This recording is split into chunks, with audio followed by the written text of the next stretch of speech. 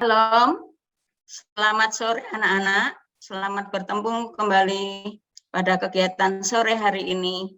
Walaupun kita pada sore hari ini kita ibadah lewat Zoom, namun Ibu tetap berharap anak-anak tetap sehat, dapat mengikuti dengan sukacita. Mari kita berdoa sebelum dengar firman Tuhan. Bapak yang baik, yang kami sembah dalam nama Tuhan Yesus, kami bersyukur untuk pertemuan sore hari ini. Tuhan berkati ibadah kami pada sore hari ini dari awal, pertengahan hingga akhir. Biarlah kuasa Tuhan menyertai kami semua, sehingga kami semua diberkati oleh kebenaran firman Tuhan yang sebentar akan kami terima. Terima kasih Tuhan, dalam nama Tuhan Yesus kami berdoa. Amin. Lah anak-anak, pada kesempatan sore hari ini kita akan belajar kebenaran firman Tuhan dari kitab Ayub. Ya, dari kitab Ayub. Perjanjian lama atau perjanjian baru ya anak-anak? Ya, pastinya dari perjanjian lama. Nah, sebelum Wiji bacakan firman Tuhan, ya. Kita buka kitab Ayub pasal 1 ayat 1 sampai 5 saja, ya. Pasal 1 ayat 1 sampai 5. Akan Wiji bacakan. Ada seorang laki-laki di tanah Uz bernama Ayub. Orang itu saleh dan jujur. Ia takut akan Allah dan menjauhi kejahatan. Ia mendapat 7 anak laki-laki dan 3 anak perempuan. Ia memiliki 7.000 ekor kambing domba, 3.000 ekor unta, 500 pasang keledai, 500 pasang lembu, 500 keledai betina, dan budak-budak dalam jumlah yang sangat besar. Sehingga ia seorang yang kaya dari semua orang di sebelah timur. Anak-anaknya yang laki-laki biasa mengadakan pesta di rumah mereka masing-masing menurut giliran. Dan ketika saudara perempuan mereka diundang untuk makan dan minum bersama-sama mereka. Setiap kali apabila hari-hari pesta telah berlalu, Ayub memanggil mereka dan menguduskan mereka. Keesokan harinya, pagi-pagi, bangunlah Ayub, lalu mempersembahkan korban bakaran sebanyak jumlah mereka sekalian. Sebab pikirnya, mungkin anak-anakku sudah berbuat dosa dan telah mengutuki Allah di dalam hati. Demikian dilakukan Ayub senantiasa. Nah, anak-anak, tahukah ini suara apa ya? Mbak, suara apa ini? Nah, pasti anak-anak tahu ini. Kambing ya, suara kambing. Kalau suara apa itu? Pasti semua anak-anak pasti tahu. Itu adalah suara sapi. Nah, dalam bacaan firman Tuhan di atas, dijelaskan di sini, Ayub adalah orang yang saleh, jujur, setia, takut kepada Tuhan. Tidak hanya itu ya anak-anak, Ayub suka menolong, tidak sombong, suka memberi kepada orang-orang yang membutuhkan. Nah, ini adalah Ayub. Dia memiliki 7.000 ekor kambing domba. Loh, 7.000 itu jumlah yang tidak sedikit ya anak-anak. Tidak hanya kambing domba, tapi juga lembu 500 pasang, unta 3.000. Nah, jumlah yang sangat besar ini pasti membutuhkan tempat yang sangat luas sekali ya untuk binatang-binatang tersebut. Di samping itu, Ayub juga memiliki budak. Kalau zaman sekarang ya pembantu, ya. Tapi zaman dulu itu budak. Kalau orang zaman dulu kekayaannya itu berwujud ternak, ya, wujudkan ternak. Nah, tetapi kalau zaman sekarang kekayaan orang ya ada tabungan deposito di bank, rumah di mana-mana, mobil mewah, itu kalau zaman sekarang. Nah, Ayub walaupun kaya, tapi Ayub tidak sombong. Ayub tetap rendah hati, suka menolong, seperti anak-anak ya, di sini suka menolong kepada temannya yang membutuhkan. Nah, anaknya Ayub tadi berapa ya? Ada berapa? Ada 10. 7 laki-laki dan 3 perempuan. Anaknya yang laki-laki setiap malam mereka mengadakan pesta. Bergiliran. Pertama di rumah anak nomor 1. Itu dilakukan setiap malam. Anak-anak Ayub selalu mengadakan pesta. Dan setelah selesai pesta, Ayub mengajak anak-anaknya untuk dikuduskan. Jangan-jangan ketika anak-anak Ayub sedang melakukan pesta, mereka melakukan perbuatan yang tidak sesuai dengan perintah Tuhan. Nah, setelah bangun pagi-pagi benar, Ayub juga memberikan persembahan kepada Tuhan. Memberikan korban bakaran kepada Tuhan dengan sejumlah anak-anaknya. Hal itu dilakukan oleh Ayub setiap pagi. Ya. Ayub selalu memberikan korban persembahan kepada Tuhan. Ya, pada waktu itu persembahannya tidak uang, tapi kambing domba. Ya, disembelih, dikorbankan kepada sejumlah anak-anaknya. Kalau anaknya 10, jadi setiap pagi Ayub memberikan korban persembahan kepada Tuhan. Tetapi walaupun dilakukan Ayub setiap pagi memberikan korban persembahan kepada Tuhan, Ayub tidak menjadi miskin tuh. Ayub tetap kaya raya. Ya. Padahal tiap pagi dikorbankan ya kambing domba dia untuk sebagai persembahan. Tetapi Ayub tetap kaya raya. Ya. Jadi ketika Ayub memberikan persembahan, tidak menjadikan Ayub miskin, tetapi malah Tuhan memberkati berlipat kali ganda. Lah, pada suatu hari, ketika Ayub sedang mungkin duduk santai, tiba-tiba datanglah bujangnya atau pembantunya berlari tergopok-gopok untuk melaporkan, Tuan Ayub, ada apa ini? Ayub sangat kaget ya, karena ada pembantunya yang sedang berlari akan laporan. Nah, apa ya? Kejadian apa yang akan dilaporkan oleh pembantunya kepada Ayub? Ternyata kambing dombanya yang sedang ada di kandang habis diambil orang dan juga mati. Nah, tadi kambing dombanya ada berapa? Ada 7.000 ya. Ketika Ayub mendengar kabar kambing dombanya hilang, mati, aduh, kaget, sedih. Ya. Belum selesai hambanya lapor, yang tadi yang pertama, datang hamba yang lain melaporkan juga kalau lembu sapinya juga terbakar habis.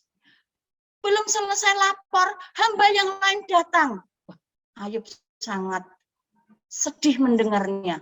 Ayub sangat terpukul ketika mendengar laporan oleh para pembantunya itu.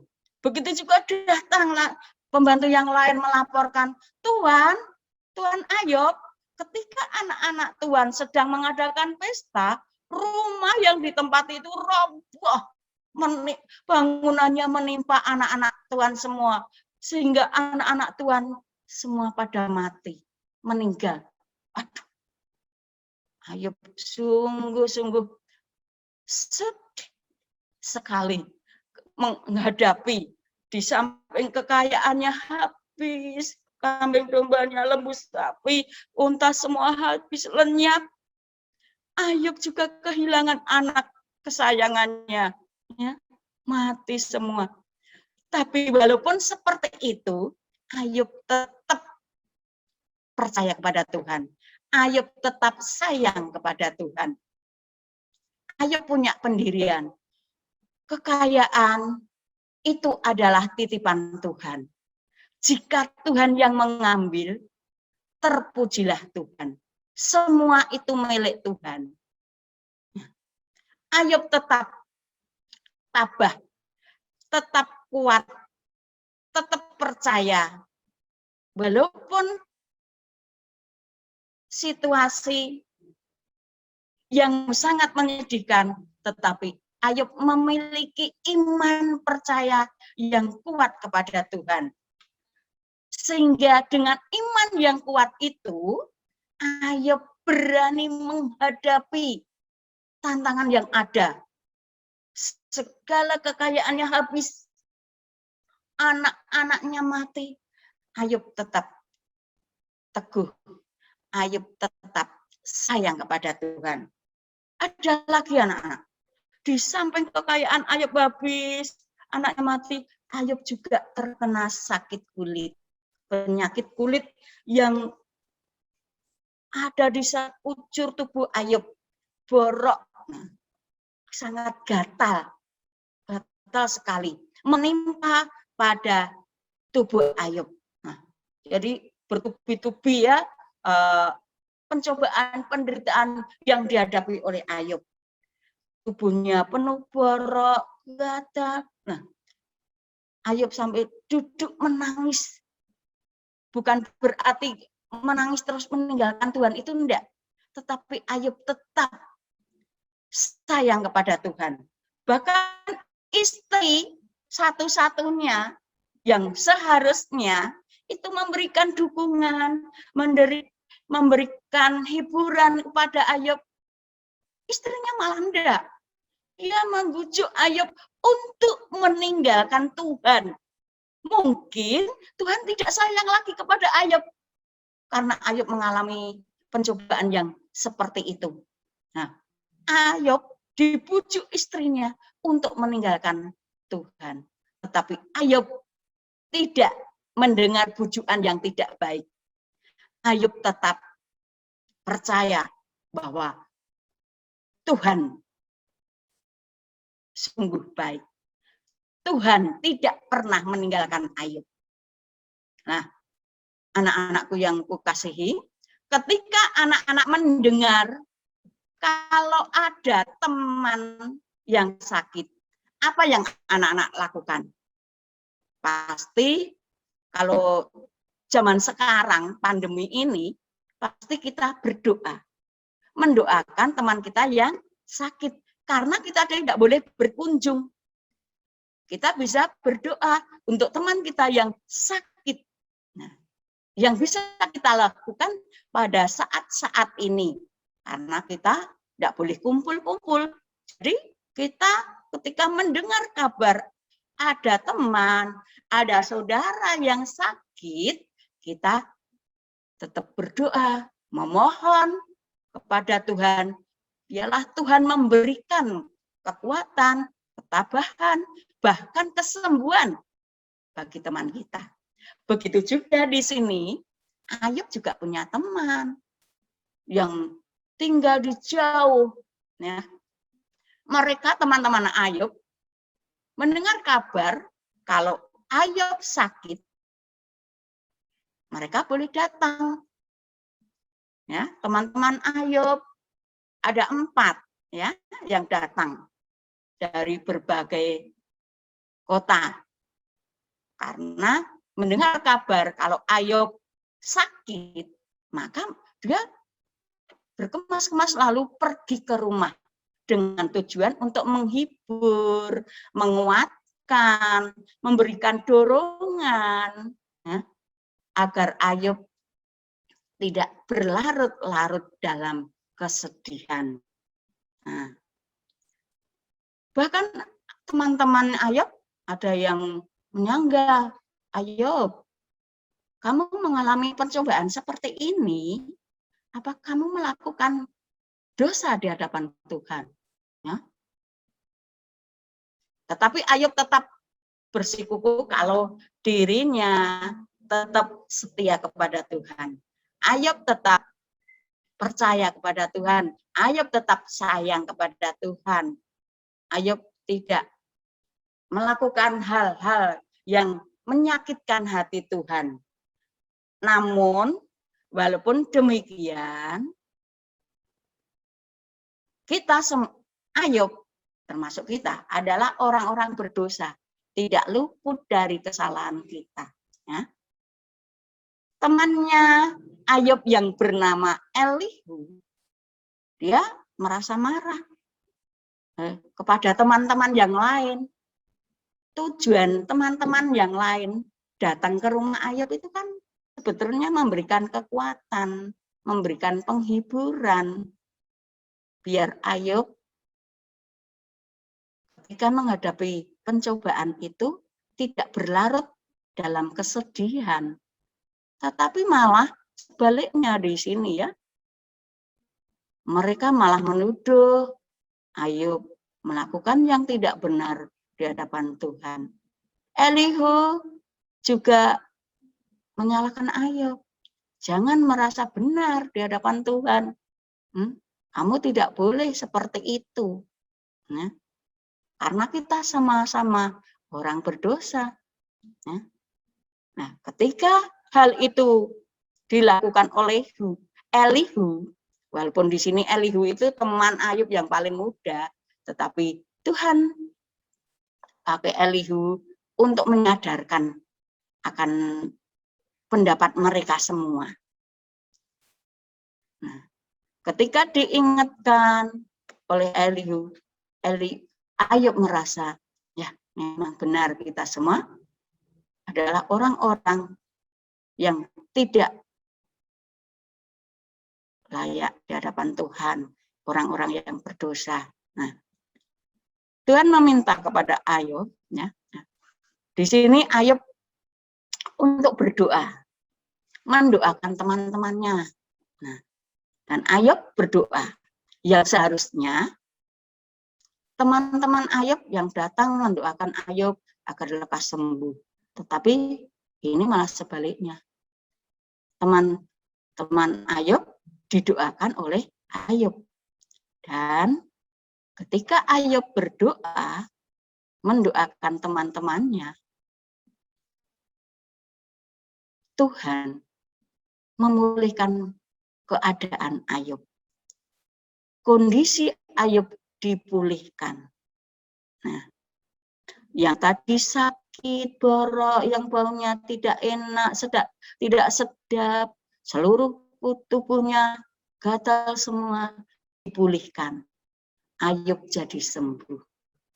Tidak hanya itu anak-anak, kekayaan Ayub juga dikembalikan 2 kali lipat.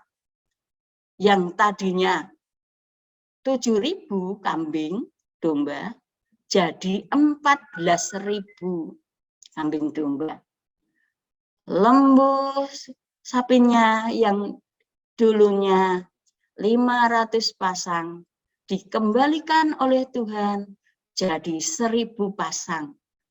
Untanya yang tadinya 3.000 jadi 6.000.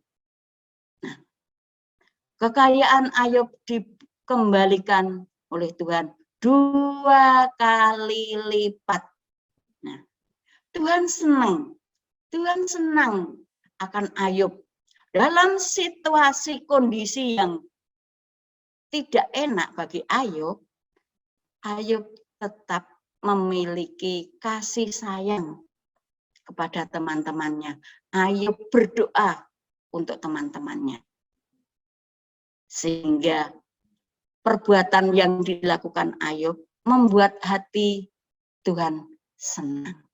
Nah, anak-anak, kita sekalian di sini juga pada saat-saat ini pasti anak-anak jenuh ya di rumah terus, yang harusnya belajar di sekolah, tapi saat ini masih daring, ya, online, begitu juga dalam kegiatan PPA, ya, masih harus online. Walaupun seperti ini, kita harus tetap syukuri, ya, kita tetap jalani keadaan seperti saat ini. Kita contoh akan kehidupan Ayub. Yang Ayub dengan berani menerima tantangan dalam pencobaan yang dihadapi tadi. Begitu juga saat ini anak-anakku, kita juga masih menghadapi tantangan. Nah, sebagai anak-anak sekolah, tantangannya harus belajar lewat online. Kita harus jalani. Kita harus tetap tekuni dengan setia. Dan tentu saja tidak lupa untuk berdoa. Supaya Tuhan memberikan kepada kita kemudahan-kemudahan. Tuhan memberikan kepada kita jalan keluar, ya, untuk menghadapi masalah seperti pada saat-saat ini. Ya, tidak hanya anak-anak, ya, semua orang sama mengalami kondisi yang seperti ini, ya, tidak bebas dalam bergaul bersama teman, belajar harus di rumah. Semua orang, semua anak mengalami. Namun kita harus tetap, ya, tetap menerimanya dengan sukacita.